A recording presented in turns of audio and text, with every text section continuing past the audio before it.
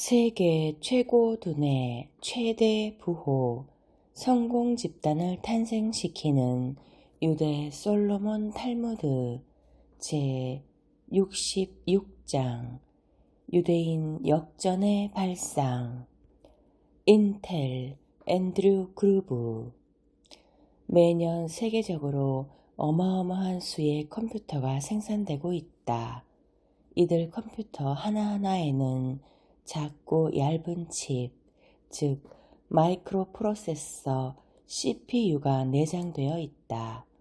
현재 인텔사는 전 세계 CPU 시장의 90%를 점유하고 있으며 97년도에만 매출액 251억 달러를 올린 거대 기업이다. 그러나 불과 30년 전만 해도 인텔사는 직원 20명으로 출발한 작은 회사였다. 그로부터 종업원 3만 명에 이르는 대기업으로 성장시킨 사람이 바로 앤드류 그로브이다.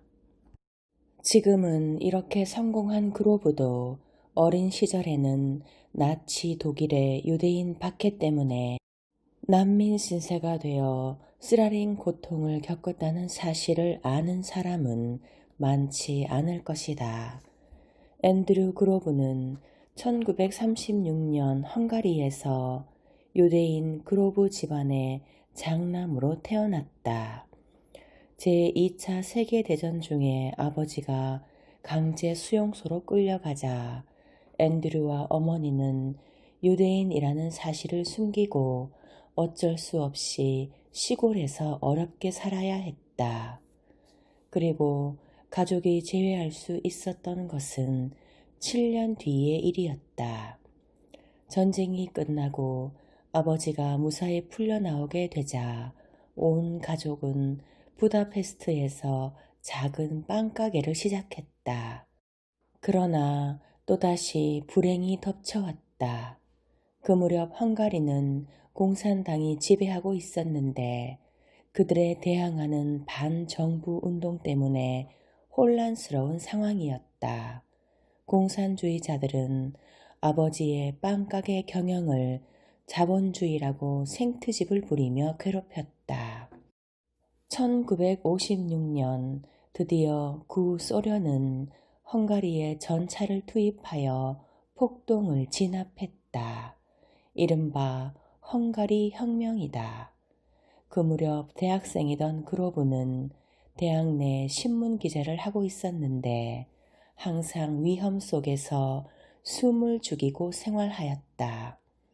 혁명이 일어난 그 다음 해 20살 청년은 입고 있던 옷 그대로 미국으로 도망쳤다. 그로브는 뉴저지에 있는 캠프에서 이민 수속을 마치자마자 뉴욕의 브롱크스에 방을 빌렸다. 꿈과 희망을 안고 미국으로 건너왔지만 주머니에는 겨우 2, 3달러밖에 들어있지 않은 상태인데다가 영어도 할 줄 몰랐다.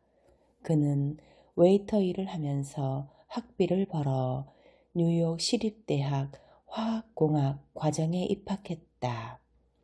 일을 하면서도 공부는 계속하여 드디어 1등으로 졸업을 하였고 1963년에는 캘리포니아 버클리 대학에서 화학공학 박사 학위를 취득했다. 얼마 지나지 않아 그로브는 대규모 반도체 제조업체인 페어차일드 컨덕터사에 입사하여 연구개발 부분에서 5년 동안 근무했다. 그러다가 68년에 같은 회사에서 일하던 고든 무어, 로버트 노이즈와 함께 인텔사 설립 계획에 참여하게 되었다. 그 후 순조롭게 실적을 쌓아서 79년에 사장이 되었으며 87년에는 사장 겸 최고 경영 책임자, 이어서 98년에는 회장 겸 최고 경영 책임자로 승진했다. 젊은 시절 가혹한 환경에서 고생한 그로브였지만 조국을 버렸다는 쓰라린 체험이 그로브에게 포기하고 물러나는 일은 있을 수 없다는 강한 정신력을 갖게 했고 세계적인 규모를 자랑하는 거대 기업의 최고 경영자가 되게 한 것이다. 그로브는 석세스 매거진과의 인터뷰에서 이렇게 대답했다. 하고자 하는 의욕은 업적을 달성했을 때 느끼는 만족감에서 생긴다. 승리를 하고 나면 또다시 고난도의 승리를 목표로 세우려는 자신감이 생겨난다. 업적 하나를 달성하면 그 다음 업적도 달성하게 된다. 이렇게 되기 위해서는 목표에 도달하기까지의 과정을 몇 단계로 나누어서 단계별로 기한을 정한다. 그리고 한 단계를 성공적으로 달성하고 나면 조촐하게라도 축하하는 시간을 갖자. 포기하고 물러나는 일은 있을 수 없다. 하고자 하는 의욕은 업적을 달성했을 때 느끼는 만족감에서 생긴다. 승리를 하고 나면 또다시 고난도의 승리를 목표로 세우려는 자신감이 생겨난다. 업적 하나를 달성하면 그 다음 업적도 달성하게 된다. 이렇게 되기 위해서는 목표에 도달하기까지의 과정을 몇 단계로 나누어서 단계별로 기한을 정한다. 그리고 한 단계를 성공적으로 달성하고 나면 조촐하게라도 축하하는 시간을 갖자. 365일 용기가 필요하다. 하루하루 오늘이 그대의 마지막 날이라고 생각하라. 하루하루 오늘이 그대의 마지막 날이라고 생각하라. 콜리플라워는 자기가 자라는 곳을 온 세계라고 생각한다. 비행기를 타고 10여 시간이면 미국까지 가는 시대가 되었다 해도 세상은 역시 넓고 큰 곳이다. 그런데 자기가 살고 있는 곳이나 자기 나라밖에 모르는 사람이 있다.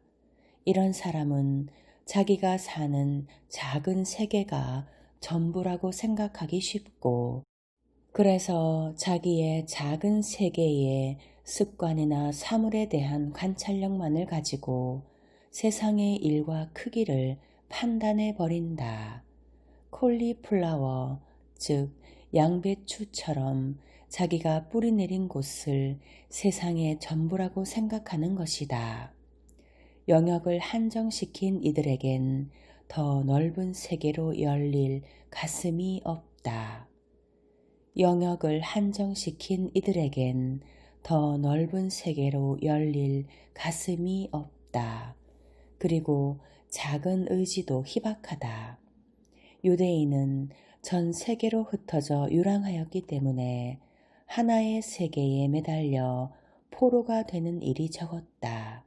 하지만 이 격언처럼 유대 세계 역시 콜리플라워가 많이 있었던 것이 사실이다. 콜리플라워로서 안주하는 것도 하나의 인생살이다. 거기에서 벗어나려면 용기가 필요하다.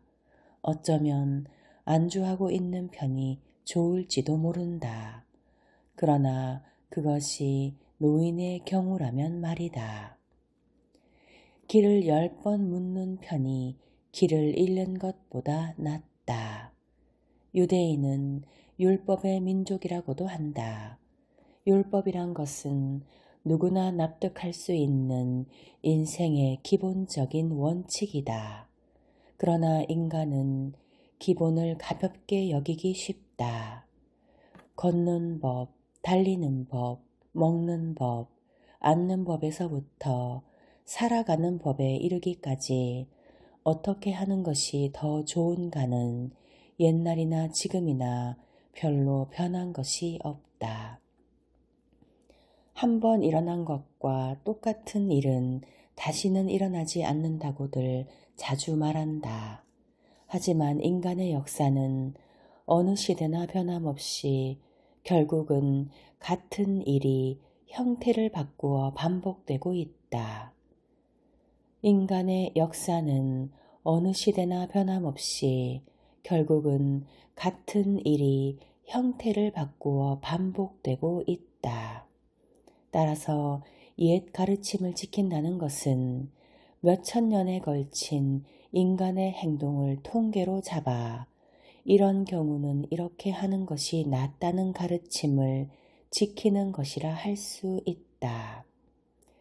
옛 가르침을 지킨다는 것은 몇천 년에 걸친 인간의 행동을 통계로 잡아 이런 경우는 이렇게 하는 것이 낫다는 가르침을 지키는 것이라 할 수 있다.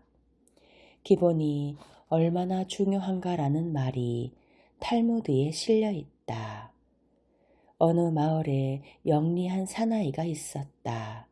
그는 닭이 알을 품어 부화를 시키는 것처럼 똑같은 온도를 만들어준다면 얼마든지 병아리를 만들어내어 부자가 될 수 있다고 생각했다. 마침내 연구가 완성되자 그는 그 장치 안에 사가지고 온 갓 낳은 달걀을 넣으려고 하였다. 그러나 실수로 달걀 상자를 떨어뜨렸다. 달걀은 떨어뜨리면 안 된다는 기본을 잊어버린 것이다. 소가 아무리 젖을 많이 내놓아도 젖을 짜 담은 양동이를 걷어차면 아무 소용도 없다. 수준 높은 지성에 의해 이루어지는 일도 언제나 기본을 잊으면 안 되는 것이다. 수준 높은 지성에 의해 이루어지는 일도 언제나 기본을 잊으면 안 되는 것이다. 돈과 지혜의 조크. 가장 중요한 건 돈에 대한 균형 감각. 훌륭한 샘플.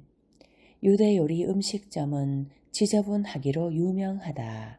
한 음식점에서 웨이터가 손님에게 메뉴판을 갖다 주자 손님이 말했다. 메뉴는 필요 없네. 우선 국수를 넣은 수프부터 갖다 주게.